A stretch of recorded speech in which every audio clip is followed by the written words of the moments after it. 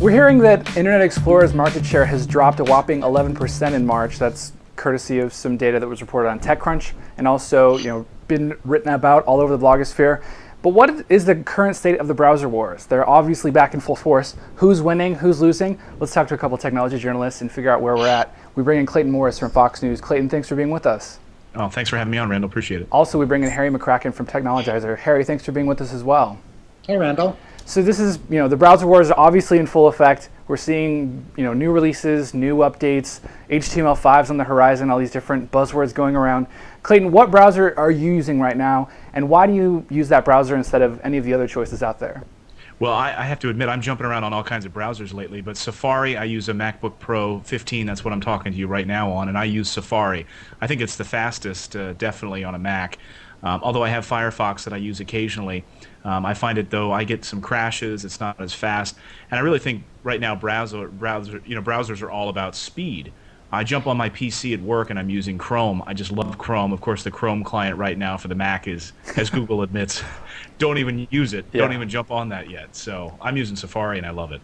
So, Internet Explorer 8 has dropped 11%, and Harry, you wrote up something over in Technologizer about this situation. What are you using right now, and what do you kind of see the future of the browser? Like, where do you see it going? I'm a little skeptical about that 11% drop until we see other data sources say something similar. I'm really cross-platform. I use both a Mac and Windows machines almost every day, and partially for that reason, I'm a Firefox guy. I like the fact it's the same browser on both platforms, and I can even use add-ons on both platforms. I do like Chrome a lot as well, though, and I really am sort of sitting around waiting for Chrome to be available on the Mac, and when it is, there's a good chance I'll use that a lot of the time, just because it is so mean and lean. And it is a great browser for applications. And one of the things you wrote about over on your site, Technologizer, is that, why would anyone use Internet Explorer 8? I mean, Microsoft has a problem right now in the geek community for sure. And, is this extending to mainstream people, do you think? Or do you think that, how is Microsoft really going to reinvigorate Internet Explorer 8 for the mass audiences? Well, I think geeks have abandoned Internet Explorer, and they are not coming back unless Internet Explorer 9 is kind of spectacular in a way that it would be hard for any browser to be.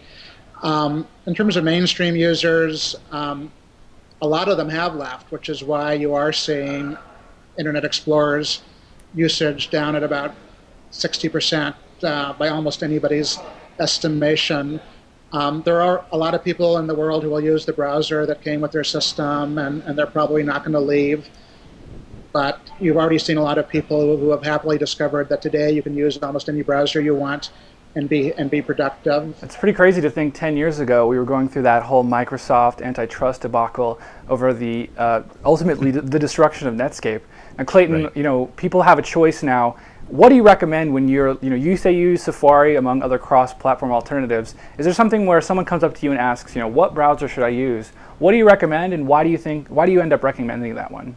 I get viewers write to me all the time on Twitter and everywhere else and ask me what browser to use. And I'll find very often that they're using Internet Explorer when they can't open a link that I've posted on Twitter, a video client. And it's so funny. They'll say, your links aren't working. And I always write back and I say, what browser are you using? Yeah. And your browser's not working. Yeah, your browser's not working. And invariably, they're always telling me it's Internet Explorer. And I just write, ugh, you need to switch to a better browser. I ask what computer they're using. If they're using a PC, I absolutely recommend Chrome to them for sheer speed.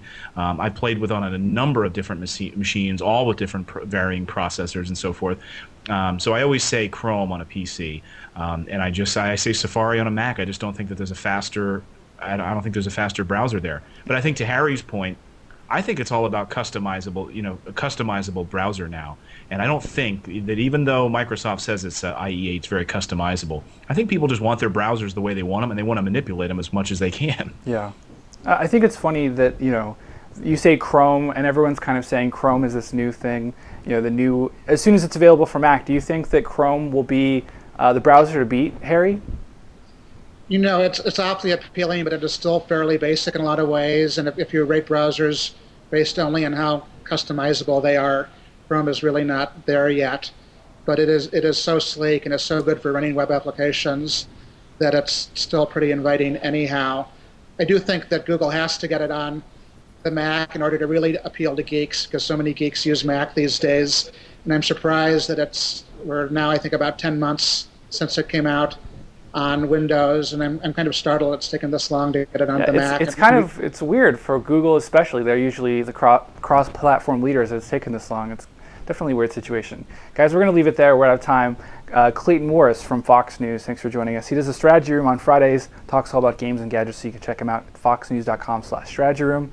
Also, Harry McCracken from Technologizer. He's at technologizer.com, among so many other places. Harry, thanks for being with us. I'm Randall Bennett, and we have links for all this stuff at techv.com. Make sure you subscribe to us on iTunes, and we're on Twitter. We're everywhere, so try and get your news from us whenever you can. We'll see you later.